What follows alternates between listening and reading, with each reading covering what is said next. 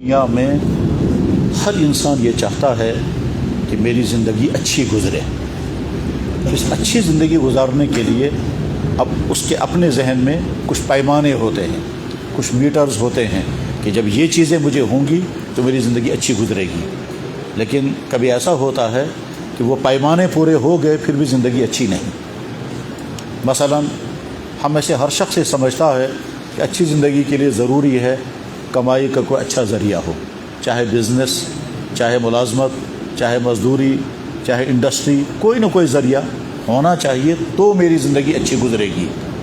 بلا شبہ یہ بات صحیح ہے کہ انسان کو کمائی کا کوئی اطمینان بخش ذریعہ ضرور ہونا چاہیے، مگر اس کے باوجود زندگی اچھی گزرے کوئی ضروری نہیں ہے۔ انسان یہ سمجھتا ہے میری پسند کی شادی ہو جائے، میرا پسند کا مجھے مکان مل جائے، اس کے بعد میری زندگی اچھی گزرے گی۔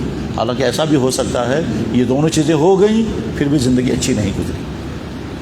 اچھی زندگی گزارنے کے لیے اور بھی کچھ چاہیے، صرف پیسہ نہیں، صرف مکان نہیں، صرف دولت نہیں، صرف عیش نہیں، اور بہت کچھ چاہیے۔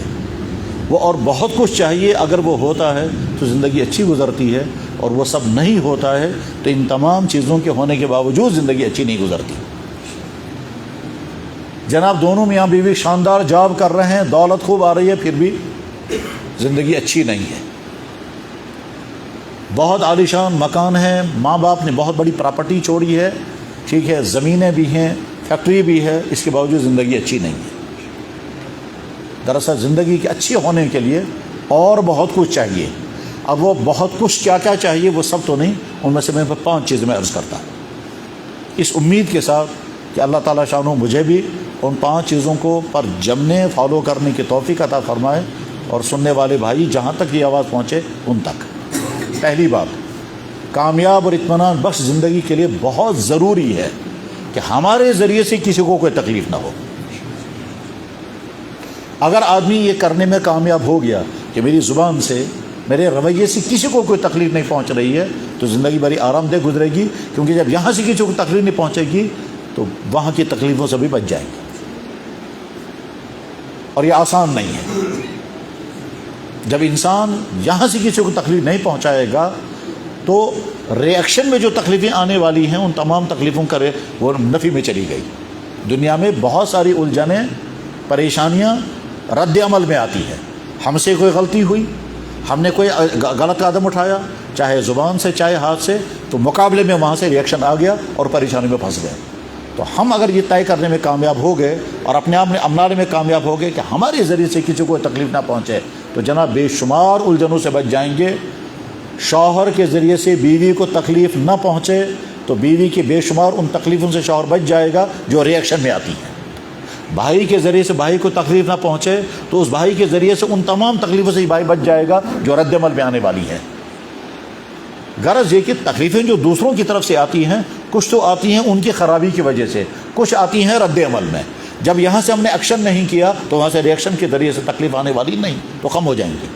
اور ادھر سے پھر ہم جب ہمارا رویہ جب ایسا ہو کہ ہمارے ذریعے سے کسی کو تکلیف نہ پہنچے تو ہم اخلاق پر ہیں، اور اخلاق میں انسان کی روح کو سکون ملتا ہے کہ کم سے میرے ہاتھ سے کسی کو تکلیف پہنچی۔ اور جناب رسول اکرم صلی اللہ علیہ وسلم یہ چاہتے تھے میرا امتی ایسا ہی ہونا چاہیے کہ اس کے ذریعے سے کسی کو تکلیف نہ ہو۔ اب دیکھیے اللہ کے نبی نے کیا فرمایا، مسلمان وہ ہے جس کے ہاتھ اور زبان سے کسی کو تکلیف نہ پہنچے۔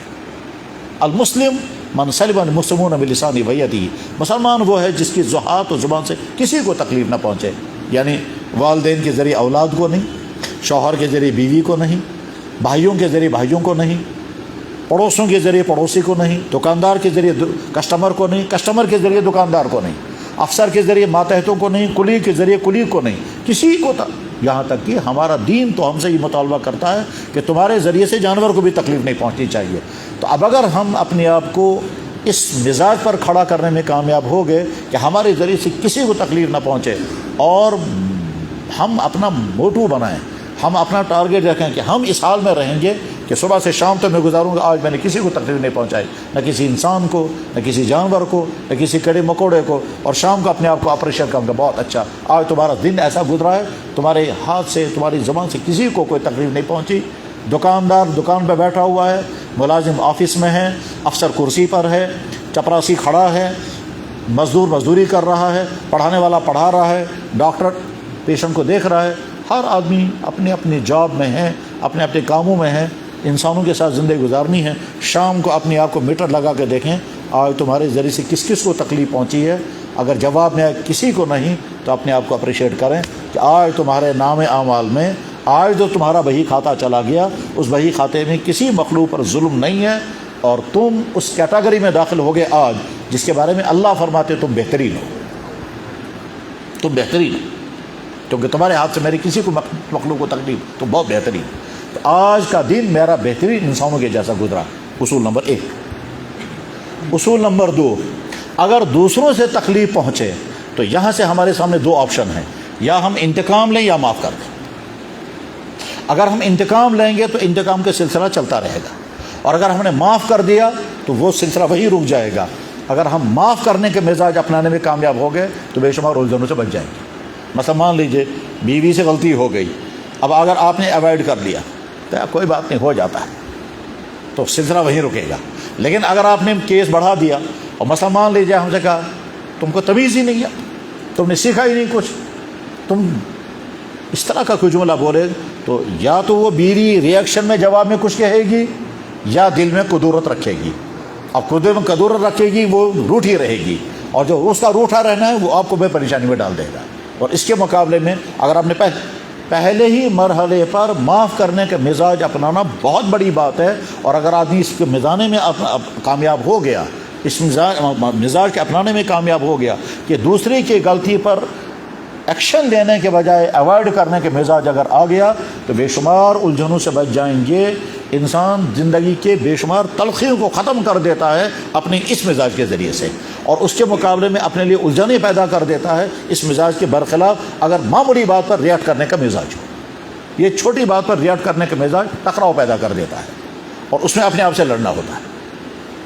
बर्दाश्त करना दर हकीकत अपने आप से लड़ना है, और इसके लिए एक ईमान वाले के लिए सबसे बेहतरीन नमूना मोहम्मद रसूलुल्लाह।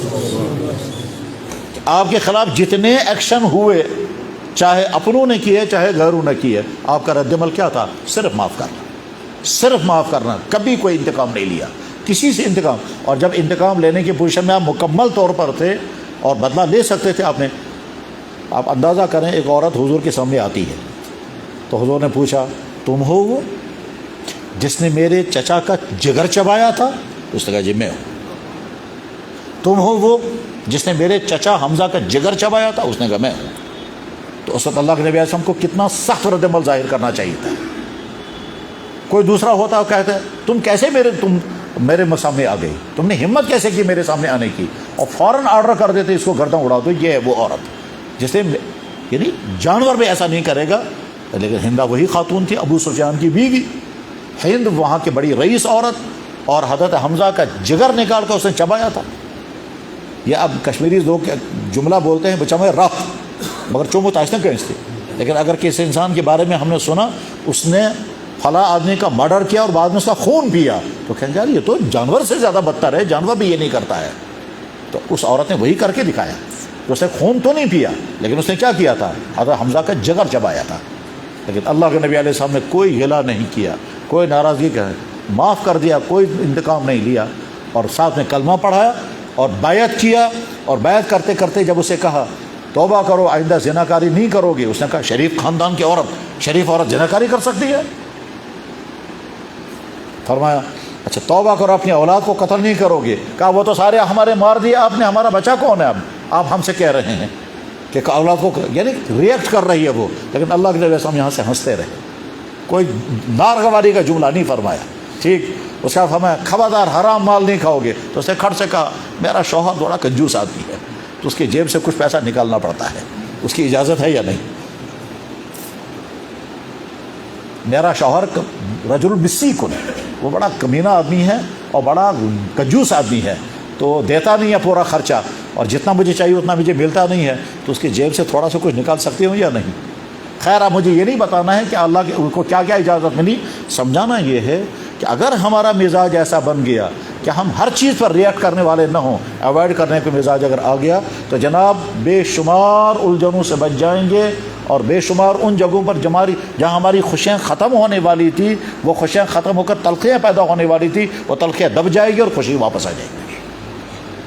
اللہ تعالیٰ شان و قرآن کریم میں فرماتے ہیں ایمان والوں کی ایک اہم ترین خصوصیت ہے والعافین عن الناس، لوگوں کو معاف کرتے ہیں۔ تو دو کام موٹو بنائیں، غلطی ہو جائے تو معافی مانگو، دوسرے سے غلطی ہو جائے تو معافی کر دو، معافی مانگو، معاف کر دو اور معافی مانگو۔ دوسرے سے غلطی ہو جائے ایکشن مت ہو، معاف کرو۔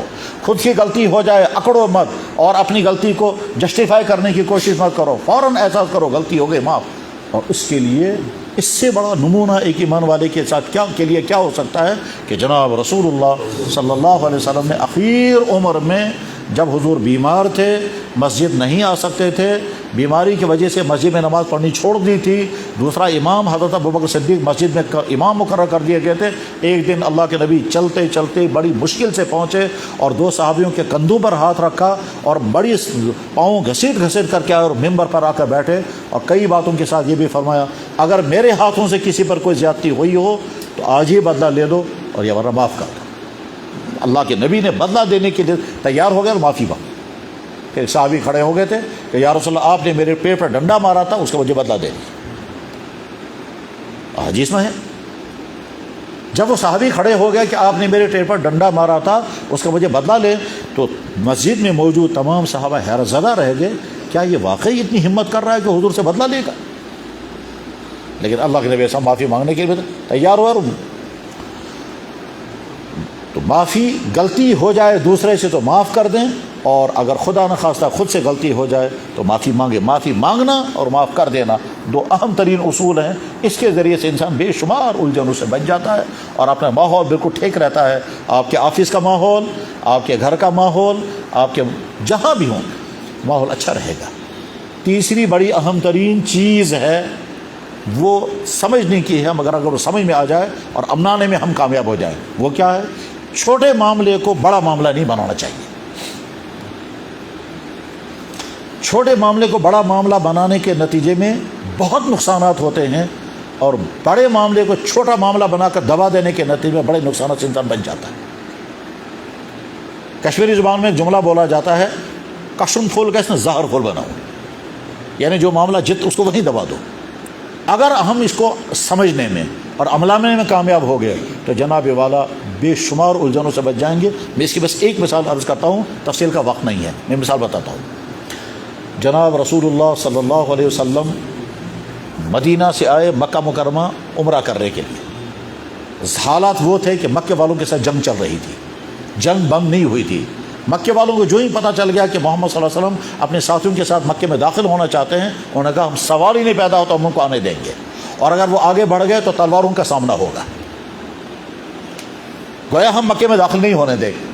اور اللہ کے نبی علیہ السلام احرام کی حالت میں ہیں، تقریباً 1400 صحابہ حضور کے ساتھ تھے۔ مکہ کے قریب پہنچے، جگہ کا نام حدیبیہ ہے، آج اسے شمیسیہ کہتے ہیں۔ وہاں آپ رکے اور مکے والوں کی اطلاع بھیجی کہ بھائی دیکھو ہم لڑنے نہیں آئے ہیں، ہم تو عمرہ کریں گے واپس چلے جائیں گے، اس لیے بہتر ہے تمہارے لیے بھی اور ہمارے لیے بھی تم کسی غلط ارادے سے سامنے مت آؤ، اور یہ جو تم نے ارادہ کر رکھا ہے کہ ہم آنے نہیں دیں گے یہ اچھی بات نہیں ہے۔ سمجھانے کے لیے اللہ کے نبی علیہ السلام نے ایک کو بھیجا، دوسرے کو بھیجا، لمبی تفصیل اس کی ہے، لیکن بہرحال وہ ماننے کو تیار نہیں تھے۔ وہ کہتے تھے اگر آپ آگے آئیں گے تو ہم تلواروں سے حملہ کریں گے اور مکے میں داخل آپ کو نہیں ہونے دیں گے، چاہے آپ کچھ بھی کریں۔ اور ادھر سے اللہ کے نبی علیہ السلام چاہتے تھے مکے میں داخل ہونا، کیونکہ حضور نے خواب بھی دیکھا تھا۔ بہرحال آخر میں کیا ہوا، وہاں سے وفد آیا، حضور کے ساتھ مذاکرات ہو گئے۔ مذاکرات میں انہوں نے ڈیسائیڈ کر لیا کہ ایسا کرتے ہیں، اب آپ بھی آئے ہوئے ہیں تو واپس جانا آپ چاہتے نہیں ہیں، اور ہم بھی طے کیے ہوئے ہیں کہ ہم آپ کو مکے میں داخل نہیں ہونے دیں گے، تو ہم اپنی ضد پر قائم ہیں اور آپ کی مجبوری ہے کہ آپ واپس نہیں جانا چاہتے، تو اب ہم تجویز پیش کرتے ہیں ایسا کریں آپ اس سال واپس چلے جائیں، اگلے سال آ جائیں، تو ہمارا مطالبہ بھی پورا ہو جائے گا۔ ہم کہہ سکیں گے دیکھو ہم نے نہیں آنے دیا، اور رہا آپ کا مطالبہ ہے تو آپ اگلے سال آ جائیے، ہم آپ کو روکیں گے نہیں۔ تو اللہ کے نبی علیہ السلام نے سوچا اس کو کہ کرنا چاہیے یا نہیں، کہ ہم یہیں سے واپس نکل جائیں اور اگلے سال آئیں گے، اور اس طرح کی اور کئی ساری شرطیں انہیں رکھی سامنے۔ تو اللہ کے نبی علیہ السلام نے بہت دور تک سوچا، تو آپ نے فرمایا بہت اچھا ٹھیک ہے، اس کے بعد اور کیا ہوگا؟ کہ اللہ اگر آپ ہماری یہ بات مان لیتے ہیں، آپ یہاں سے واپس چلے جائیں گے، اگلے سال آ جائیں گے، تو ہم آپ کے ساتھ جنگ بھی بند کر دیں گے، اور ہم آپ کے ساتھ ہماری کوئی لڑائی نہیں رہے گی۔ اللہ کے نبی علیہ السلام نے یہ ساری باتیں سنی اور فرمایا ہاں ٹھیک ہے، بہت اچھا، ہم یہاں سے واپس چلے جائیں گے۔ اگلے سال آئیں گے، تمہارے ساتھ جنگ ہماری بند ہو گئی، اور آج کے بعد تم بھی ہم پر حملہ نہیں کرو گے۔ حملہ تو وہی کرتے تھے، اللہ کے نبی علیہ السلام تو مدینہ سے مکہ کبھی حملہ کر کے نہیں آئے، حملہ کر کے وہی آتے تھے مدینہ سے۔ بدر میں انہیں حملہ کیا، احد میں حملہ کیا، ہم جنگیں انہی کی طرف سے تھی، مخالفتیں انہی کی طرف سے تھی، رکاوٹیں انہی کی طرف سے تھی۔ انہوں نے کہا ہم جنگ بند کر دیتے ہیں، بس حضور نے خوشی ہو گئی کہ اگر ہمیں یہ قربانی دینی پڑے کہ ہم خانہ کعبہ جائے بغیر واپس چلے جائیں گے اور اس کے نتیجے میں ان کے ساتھ جنگ بند ہو جائے گی، میرا راستہ کھل جائے گا، میں ساری دنیا کو اسلام کی دعوت دوں گا۔ ایک یہ سب جب طے ہو گیا تو اب ڈیسائیڈ ہو گیا، لکھا جائے گا، تو ایگریمنٹ اب لکھا جانا ہے۔ بخاری شریف میں بھی ہے، سیرت کی کتابوں میں بھی ہے کہ جناب رسول اللہ صلی اللہ علیہ وسلم نے حضرت علی رضی اللہ عنہ کو بلایا اور فرمایا لکھو۔ اب مکے کی کافروں کی طرف سے وفد سامنے بیٹھا ہے اور ادھر سے جناب رسول اللہ صلی اللہ علیہ وسلم ہیں اور حضرت علی لکھنے والے ہیں، تو حضور نے فرمایا لکھو بسم اللہ الرحمن الرحیم۔ انہوں نے فوراً اعتراض کیا، یہ کیا لکھا آپ نے، بسم اللہ الرحمن الرحیم؟ ہم نہیں مانتے بسم اللہ، آپ وہی لکھیں جو آج تک ہم لکھا کرتے تھے اپنی تحریروں میں، ہمارے ڈاکومنٹس میں ہمارے دستاویز میں جو لکھا جاتا تھا وہی لکھیں، یہ نہیں۔ تو اللہ کے نبی نے فرمایا ٹھیک ہے صاحب وہی لکھیں گے، چلو لکھو وہی بسم اللہم۔ اس کے بعد پھر اللہ کے نبی صلی اللہ علیہ وسلم نے فرمایا لکھو آگے ھذا ما قاضاہ محمد الرسول اللہ، یہ فیصلہ کر رہے ہیں محمد الرسول اللہ۔ تو صحابی نے کہا یہ کیا لکھا آپ نے رسول اللہ، ہم تو آپ کا رسول اللہ نہیں مانتے۔ اللہ کے نبی نے فرمایا میں تو رسول اللہ ہوں۔ اس نے کہا ہم تو نہیں مانتے آپ کا رسول اللہ، جھگڑا تو اسی پر ہے، اگر آپ نے رسول اللہ مٹا دیا تو ٹھیک، اور اگر نہیں تو ہمارا ایگریمنٹ ختم، ہم نہیں کریں گے معاہدہ۔ اب اگر جناب رسول اللہ صلی اللہ علیہ وسلم فرماتے رسول اللہ لکھا جائے گا چاہے کچھ بھی ہو، وہ کہتے ہیں ہم نہیں مانیں گے پھر معاہدہ نہیں ہوگا، پھر چاہے کچھ بھی ہو، تو وہ اپنی اکڑ پر آتے، اور اللہ کے نبی علیہ السلام اگر فرماتے رسول اللہ نہیں مٹایا جائے گا، اللہ نے تو مجھے بنایا یہ رسول، تم نہ مانو تب کیا ہوگا، اس لیے مجھے رسول اللہ رہے گا، یہ نہیں مٹے گا چاہے کچھ بھی ہو جائے۔ وہ کہتے ہیں ہم بھی ایگریمنٹ نہیں کریں چاہے کچھ بھی ہو جائے، پھر کیا ہوتا آگے یا تو حضور آگے نکلتے تو جنگ ہو جاتی، اور نہ جانے کتنے صحابہ احرام کی حالت میں لڑ بھی نہیں سکتے تھے وہ، کیونکہ احرام کی حالت میں مکھی نہیں مار سکتے، بال نہیں اکھاڑ سکتے، تو جنگ کیسے کریں گے، تو کر نہیں سکتے تھے۔ اس ایسی صورت میں اللہ کے نبی نے فرمایا حضرت علی سے علی مٹا دو رسول اللہ۔ انہوں نے کہا یا رسول اللہ میں تو نہیں مٹا سکتا، یہ لا امحوک ابدا، یا صاحب میں اپنے ہاتھ سے نہیں مٹا سکتا یہ۔ اب اگر اللہ کے نبی علیہ السلام اس کو پوائنٹ آف پرسٹیج بناتے، مسئلہ وقار بنا دیتے، تو نتیجہ کیا ہوتا، وہ اگلی تاریخ جو بننے والی تھی وہ اگلی تاریخ نہیں بن سکتی تھی۔ اللہ کے نبی علیہ السلام نے فرمایا ٹھیک ہے رسول اللہ مٹاتے ہیں۔ آپ نے اپنے ہاتھ سے کراس لگایا اور نیچے پھر لکھا ھذا ما قاضاہ محمد ابن عبداللہ، یہ فیصلہ کر رہے ہیں محمد ابن عبداللہ، رسول اللہ کا لفظ کاٹ دیا، اور اس کے بعد ایگریمنٹ ہو گیا، دستخط ہو گئے، اور صحابہ کو بڑا مشکل ہو گیا اس وقت۔ اس کے بعد حضور واپس تشریف لے گئے اس ایگریمنٹ کے نتیجے میں، ٹھیک ہے، یہ واپس پہنچ گئے تو تاریخ ایک دم بدل گئی۔ کیا تاریخ بدل گئی؟ مدینے جاتے ہی آپ نے دنیا کے تمام بڑے بڑے بادشاہوں کو اسلام قبول کرنے کی دعوت دی، جو ہو ہی نہیں سکتی تھی اس سے پہلے۔ نمبر 2، عرب کے تمام قبائل میں اسلام قبول کرنے کے لیے وفود روانہ ہو گئے۔ نمبر 3، حضور کے مقابلے میں خطرناک دشمن تھا جس کو یہاں سے ہیلپ ملنے والا تھا مکے والوں کی طرف سے، ٹھیک ہے، مکے والوں کے ساتھ ایگریمنٹ ہو گیا، وہ کچھ نہیں کر سکتے تھے، اب جنگ بند ہو گئی۔ وہ دوسرا دشمن جو تھا وہ انتظار میں رہا، وہاں سے ہدف آئے گی مدد آئے گی، وہ آئی نہیں، ٹھیک ہے، نتیجہ ہوا وہ دشمن بھی ختم ہو گیا، وہ تھا خیبر کی یہودی۔ تو مدینہ 2 طاقتوں کے بیچ میں تھا، ادھر مکہ ہے ادھر خیبر ہے، یہ دونوں مل کر کے اس سے پہلے حملہ کر چکے تھے، آئندہ بھی خطرہ تھا۔ اللہ کے نبی نے دور اندیشی اختیار کر کے ان کے ساتھ ایگریمنٹ کر لیا، معاہدہ ہو گیا، یہ باقی رہ گئے۔ اس کے بعد جب خیبر پر حملہ ہوا ہے تو مکے والے ان کی کوئی مدد نہ کر سکے۔ کیوں نہیں کر سکے؟ کیونکہ حضور نے ان کے ساتھ معاہدہ کر لیا تھا اور ان کی چاہتوں کے مطابق معاہدہ کر لیا تھا۔ نتیجہ کیا ہوا؟ 2 سال گزر گئے، 2 سال گزر گئے، ایک تو عالمی سطح پر محمد رسول اللہ کا نام آ گیا، دوسرے عرب کے قبائل میں اسلام پھیل گیا، 2 سال گزر گئے۔ اس وقت صرف 1,500 مسلمان آپ کے ساتھ تھے، 2 سال کے بعد 10,000 مسلمان جماعت تیار ہو گئی، اور مکہ بڑی آسانی کے ساتھ حضور کے قبضے میں آ گیا۔ اس وقت اعلان ہو گیا، وہ جو دستخط وہاں ہوئے تھے اس دن فتح کا فیصلہ ہو گیا تھا۔ دستخط کس پر ہوئے تھے؟ محمد رسول اللہ کو کاٹ کر کے پھر دستخط ہوئے۔ اب اگر اللہ کے نبی علیہ السلام اس وقت فرماتے ہیں رسول اللہ کا لفظ نہیں کٹے گا، بس لہذا کبھی بھی چھوٹے مسئلے کو پوائنٹ آف پرسٹیج نہیں بنانا چاہیے۔ اور اگر آدمی کو سمجھ میں آ گیا، اس وقت ہمارے لیے آپشن 2 ہیں، ایک آپشن یہ ہے اور اس کے نتائج کیا نکلیں گے، دوسرا آپشن یہ ہے، اس کے نتائج کیا نکلیں گے، اور آپشن کو سوچ کر کے پھر یہ والا آپشن جو ہے یہ جذبات ہے، یہ جو ہے غصے کا آپشن ہے، اس میں احتجاج ہے، یہ چھوڑ کر کے یہ والا آپشن اختیار کرنا چاہیے، اس میں لیکن اپنے آپ پر چھری چلانی پڑے گی۔ اگر یہ گر سمجھ میں آ گیا اور زندگی میں اس اصول کو اپنانے میں کی صلاحیت ہو گئی تو بے شمار الجھنوں سے بچ جائے۔ ٹھیک، تو 3 اصول ہو گئے، غلطی ہو جائے تو معافی مانگیں، غلطی ہو جائے تو معاف کر دیں، کسی کو یہاں سے تکلیف نہ پہنچائیں، 3 اصول۔ اور چوتھا اصول یہ ہے کہ چھوٹے مسئلے کو بڑا مسئلہ کبھی نہیں بنانا چاہیے، چھوٹے مسئلے کو بڑا مسئلہ کبھی نہیں بنانا چاہیے۔ کبھی کبھی چھوٹے مسئلے کے نتیجے میں چھوٹے مسئلے کو بڑا بناتے ہیں تو گھر تباہ ہو جاتا ہے، اور کبھی بہت بڑے مسئلے کو انسان دبا دیتا ہے تو بہت بڑا فتنہ ختم ہو جاتا ہے۔ اگر یہ اصول زندگی میں اپنائے گئے تو جناب والا زندگی خوشیوں سے گزر گی اور بہت سارے الجھنوں سے انسان بچنے میں کامیاب ہوگا۔ اللہ تعالیٰ ان کو سمجھنے کی توفیق عطا فرمائے اور عملانے کی توفیق عطا فرمائے۔ بس اس کے بعد پھر میں ایک بات اور عرض کرنا چاہتا ہوں۔ حضرات، ہمارے پڑھے لکھے بھائیوں میں جہاں ان کی پڑھائی لکھائی کی وجہ سے بڑی عقل مندی کی باتیں سننے کو ملتی ہیں، اور کبھی کبھی نہایت ہی نامناسب اور غلط باتیں بھی سننے کو ملتی ہے، لیکن ہوتا ہے یہ پڑھے لکھے انسانوں سے۔ ان غلط باتوں میں سے ایک بہت ہی عجیب بات جو سوسائٹی میں پھیلی ہوئی ہے وہ ہے آئی تھنک۔ بس آئی تھنک، یہ آئی تھنک بہت ساری جگہوں پر تو صحیح ہے، لیکن جب اسلام میں کرنے لگتا ہے نا انسان آئی تھنک اور آئی تھنک، یہ کبھی کبھی جہالت ہوتی ہے۔ ٹھیک، جناب والا میڈیکل میں آپ کبھی نہیں کریں گے آئی تھنک، قانون کی دنیا میں کبھی نہیں کریں گے آئی تھنک، اور انجینئرنگ کی دنیا میں کبھی نہیں کریں گے آئی تھنک، سائنس کی دنیا میں کبھی نہیں۔ اور جب اسلام آتا ہے تو جناب آئی تھنک میں سمجھتا ہوں یوں ہونا چاہیے، تو آپ سمجھتے ہیں یوں ہونا چاہیے۔ نہیں، اسلام ہر انسان کی عقل کے تابع نہیں ہے۔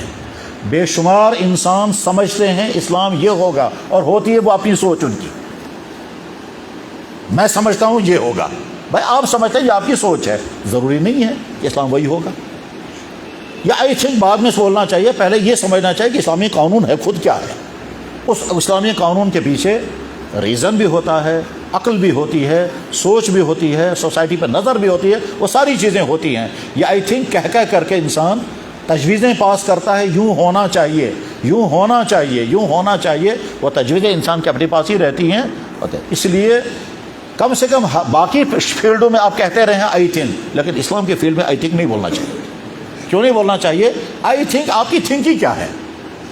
آپ کی تھنک ہوگی آپ کے اپنے فیلڈ میں۔ اور واقعتاً جو بہت سمجھدار انسان ہوتے ہیں وہ کبھی آئی تھنک نہیں کرتے، وہ سوچتے ہیں کہ صاحب میرا فیلڈ یہ ہے، اس میں تو میں اتھارٹی ہوں، لیکن یہ دوسرا فیلڈ ہے، اس بارے میں تو میں آنکھ بند کر کے پوچھوں گا اسلام کیا کہتا ہے۔ سیم اسی طرح سے جس طرح سے اگر کوئی انسان بیمار ہو جائے تو آنکھ بند کر کے ڈاکٹر کو کہتا ہے صاحب جو آپ بتائیں گے وہاں آئی تھنک نہیں کرتا۔ اور اگر کوئی قانونی معاملہ ہوگا تو وہاں چپ چاپ جو ہے وکیل صاحب سے اور قانون کے ماہر سے پوچھے گا قانون اس بارے میں کیا ہے، وہاں آئی تھنک نہیں کرتا۔ بے شمار مسئلے ایسے ہیں کہ انسان کی سوچ کچھ اور ہے اور اسلام کچھ اور ہے۔ اور جب اسلام کے اس سوچ، اسلام کے اس فیصلے کے بارے میں جب تحقیق معلوم کی جاتی ہے اور پتہ چلتا ہے اس کے پیچھے ریزن کیا ہے، تو انسان کی آئی تھنک وہی رہ جاتی ہے۔ ایک دفعہ ایک صاحب آئے، کہنے لگا صاحب میں سمجھتا ہوں۔ میں نے کہا آپ کیوں کہتے ہیں میں سمجھتا ہوں؟ آپ کی سمجھ کیا ہے؟ آپ کی سمجھ آپ کے لیے بڑی قیمتی ہوگی، میرے لیے تو نہیں ہے۔ اور میں کہوں گا میں سمجھتا ہوں، آپ کہیں گے میں سمجھتا ہوں، تو اسلام کس چیز کی سمجھ کی رعایت کرتا رہے گا؟ انسانوں کی سمجھ، انسانوں کی سوچیں اپنے جذبات کی پیداوار ہوتی ہیں۔ جیسے انسان کی معلومات اور جیسے انسان کے جذبات ہوتے ہیں ویسے انسان کی سمجھ بھی ہوتی ہے۔ یورپ کے لوگ کیا سمجھتے ہیں؟ قانون بن رہے ہیں نا ہومو سیکسولیٹی کے، قانون بن رہے ہیں نا لیسبینزم کے، وہ کہتے ہیں ہم یہی سمجھتے ہیں، تو ان کی سمجھ ان کے لیے مبارک ہو۔ گویا ایک ایسی سوچ، ایک ایسی سمجھ ہے جو جانوروں میں بھی نہیں مگر سمجھ رہے ہیں، اور وہ آپ کو کہیں گے تم بیکورڈ ہو، اپنے آپ کو کہیں گے وہ فارورڈ ہے اور ماڈرن ہے، تو سوچ ان کی یہ ہے۔ جانور میل اور فیمیل آپس میں ملیں گے، اس کے بعد ایک تیسرا جانور پیدا ہوگا۔ یہ تیسرا جانور میل والے کو ملے گا کہ فیمیل والے کو ملے گا؟ ایک سوال ہے۔ میل اور فیمیل دونوں ملے اور تیسرا جانور سامنے آ گیا، یہ تیسرا جانور اس کو ملے گا جس کا میل تھا یا اس کو ملے گا جس کے فیمیل ہے؟ وس دموا گاو کن دانڈس، بچڑا گائے کو ملے گا کہ بیل کو ملے گا؟ مرغی نے انڈا دیا، یہ انڈا جو ہے یہ تب مرغی کو آیا جب مرغے کے ساتھ اس کا وقت گزرا ہے، میل فیمیل کا آپس میں ملاپ ہوا تب انڈا آ گیا، اور انڈے کے بعد پھر چوزے آ گئے۔ اب یہ جو مرغی نے چوزے دیے ہیں یہ مرغی والے کو ملیں گے یا مرغے والے کو ملیں گے؟ یہ سوال ہے۔ جواب ہے جانوروں میں نسل فیمیل کو ملتی ہے، ٹھیک ہے؟ بیل اور گائے کا ملاپ ہوا، اس کے نتیجے میں گائے کو بچڑا بھی آ گیا اور دودھ بھی آ گیا، ٹھیک ہے نا؟ یہ دودھ اور بچڑا میل والے کو ملے گا فیمیل والے کو ملے گا؟ فیمیل والے کو ملے گا، ٹھیک ہے نا؟ اب اگر کوئی آگے کہے گا آئی تھنک کہ مرد اور عورت کا طلاق ہو گئی، بچہ کس کو ملے گا؟ کس کو ملنا چاہیے؟ آئی تھنک کا مطلب ہے بیوی کو۔ میں سمجھتا ہوں جیسے وہاں فیمیل والے کو ملا اسی طرح سے، تو جواب آئے گا بالکل نہیں، بچہ ملے گا باپ کو۔ اب کہے گا یہ تو بڑا ظلم ہے، جب وہاں اس کو تو یہاں بھی اسی کو ملنا چاہیے۔ اب وہ کہے گا ساری محنت ماں نے برداشت کی، 9 مہینے پیٹ میں اسی نے پالا، دودھ اسی نے پلایا، قربانی اسی کی لگی، مرد نے تو تھوڑی دیر اپنا وقت گزارا اور اس کے بعد یہ ساری پریشانی ماں نے، تو یہ بچہ آپ یہ پھل دے رہے ہیں، آپ اس کو جس کو کوئی محنت نہیں لگی ملنا چاہیے اسے جس کو ساری محنت لگی۔ تو آئی تھنک تو یہی کہہ رہا ہے۔ تو جواب آئے گا کہ نہیں، اب اگلی زندگی جو اس بچے کی ذمہ داریوں کی ذمہ داری ہے، اس ذمہ داری کا تقاضا ہے کہ باپ کے کندھے پر یہ ذمہ داری ڈالی جائے، ماں کے کندھے پر یہ نہیں، کیونکہ یہ ماں بیچاری واپس آ رہی ہے اپنے میکے والوں کو ایک اور لے کر کے، اس لیے اسلام یہ کہتا ہے کہ بچہ باپ کے حوالے کر دو اور ذمہ داری باپ کے کندھوں پر ڈال دو۔ البتہ ماں کی شفقتوں کا تقاضا یہ کہ ماں کو بچے کو رکھنے اور اپنے ساتھ رکھنے کا حق ہے، خرچے سارے باپ کو، جو ہی بالغ ہونے کے قریب ہوگا تو بچہ باپ کے حوالے کر دیا جائے، ورنہ یہ ماں بیچاری لٹک جائے گی اسے بچے کے ساتھ۔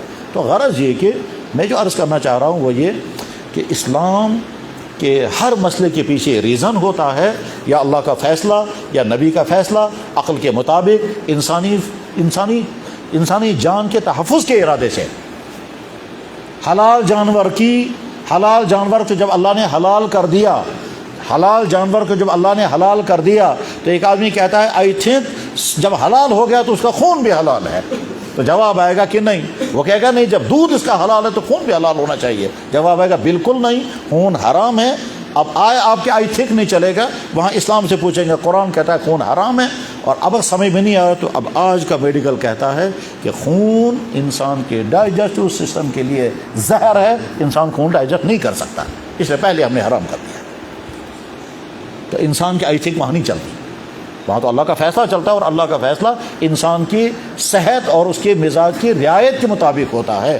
بہرحال میں جو عرض کرنا چاہ رہا ہوں وہ یہ، ایمان والے کا مزاج ہونا چاہیے، اگر یہ دین کا حکم ہے تو سر آنکھوں پر، ٹھیک ہے، دین کا حکم مان کر پھر غور کریں یار اس میں فائدے کیا کیا ہیں، تب نئے فائدے نظر آ جائیں گے، کیونکہ اسلام کے کسی بھی حکم میں فائدے نہ ہوں ایسا ہو ہی نہیں سکتا۔ اسلام نے کسی چیز کو حرام کیا اور بلا وجہ حرام کیا ایسا کبھی نہیں ہو سکتا۔ جتنی چیزیں اسلام نے حرام کی ہیں اس میں بہت فائدے ہوں گے تب، تو اس لیے حرام، بہت نقصانات ہوں گے اس لیے حرام کر دیا، اور جن چیزوں کا اللہ نے حکم دیا اس میں فائدے ہوں گے اس لیے اس چیز کا حکم دیا گیا۔ کبھی کبھی سمجھ میں آتے ہیں، کبھی سمجھ میں نہیں آتے ہیں، اور کبھی بہت دیر کے بعد سمجھ میں آتے ہیں، بہت دیر کے بعد۔ امام ابو حنیفہ رحمہ اللہ تعالیٰ سے ایک آدمی نے پوچھا کہ عقل بڑی ہے یا خدا کا فیصلہ؟ امام صاحب نے اللہ کا فیصلہ کہتا، مجھے لگتا ہے تم اپنی عقل کو آگے رکھتے ہو۔ انہوں نے کہا بالکل نہیں، ہماری عقل آگے کیسے ہو سکتی ہے؟ پھر امام صاحب نے کہا ذرا ایک بات بتائیے، ایک آدمی مر گیا، اس کی پراپرٹی ہے، ایک بیٹا ہے اور ایک بیٹی ہے، پراپرٹی زیادہ کس کو ملنی چاہیے؟ دیکھیے بیٹا کما سکتا ہے، مزدوری کر سکتا ہے، گھر کے باہر پھر سکتا ہے، وہ باڈی کے اعتبار سے زیادہ مضبوط ہے، اور اس کے مقابلے میں بیٹی کمزور ہے، وہ پردے والی ہے، وہ باہر کہاں پھرے گی؟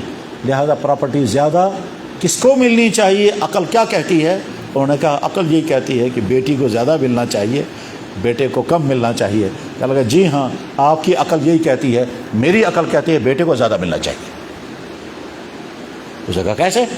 کہا ایسے، اس بیٹی کے کندھوں پر کسی کی بھی ذمہ داری نہیں ہے، اس کی اپنی ذمہ داری دوسروں کے کندھوں پر ہے۔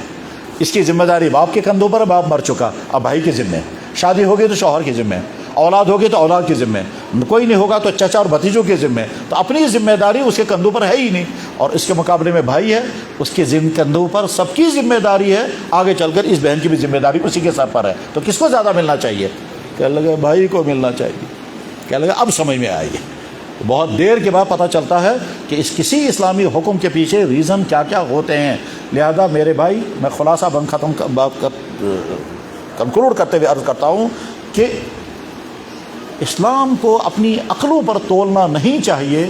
اسلام کے ہر چیز انسانی مصلحتوں کے مطابق ہے، اور حکم مان کر کے پھر اگر تلاش کریں گے اس میں فائدے کیا کیا ہیں، تو اس لیے میں عرض کر رہا ہوں، بہت سارے لوگ کہتے ہیں کہ جناب اگر سائنس کہے گی تب ہم مانیں گے، اگر ریزن کہے گا تب ہم مانیں گے، اور اگر ہم لاجک کہے گی تب ہم مانیں گے۔ تو یہ لاجک اور یہ فلاسفی اور سائنس اور یہ آئی تھنک، یہ سارا وہ ایک ہی چیز ہے۔ مومن کا مزاج یہ ہے، اللہ اور اللہ کا حکم۔ اللہ تعالیٰ فرماتے ہیں وما فلا وربک، قسم ہے تیرے رب کی، اللہ حضور کو فرما رہے قسم ہے تیرے رب کی، لا یؤمنون، کوئی آدمی مومن ہو ہی نہیں سکتا تب تک جب تک اس کا مزاج یہ بنے کہ جو ہی اللہ اور اللہ کے نبی کا فیصلہ آ جائے وہ کہ گئے سر آنکھوں پر، اور دل سے مان لے، دل میں بھی کوئی تنگی محسوس نہ کرے۔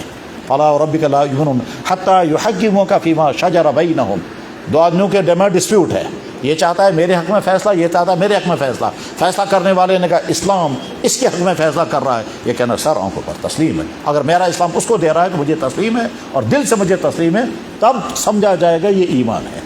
فلا وربک، قسم آپ کے رب کی، یہ مومن ہو ہی نہیں سکتے تب تک جب تک آپ کسی چیز کے بارے میں فیصلہ کر لیں اور وہ تسلیم کر لیں اور دل میں کوئی تنگی محسوس نہ کریں۔ اور دوسرے کا اللہ تعالیٰ فرماتے ہیں انما کان قول المؤمنین اذا دعوا الی اللہ ورسولہ لیحکم بینہم ان یقولوا سمعنا واطعنا، ایمان والے کے مزاج تو یہ ہے، اس سے کہا جاتا ہے آؤ تمہیں اللہ کا فیصلہ ہم سناتے ہیں، وہ کہتا ہے سر آنکھوں پر، اللہ اور رسول کا فیصلہ میرے مفاد کے خلاف، میری چاہت کے خلاف، میری شوق کے خلاف، میری تمناؤں کے خلاف، میری عقل اور ریزن کے خلاف ہو، مجھے تسلیم ہے کیونکہ میں بندہ ہوں۔ اللہ ہمیں ایسا ہی بندہ بننا نصیب فرمائے۔ وآخر دعوانا الحمد للہ رب العالمین برحمتک یا ارحم الراحمین۔ کرے مختصر سی دعا۔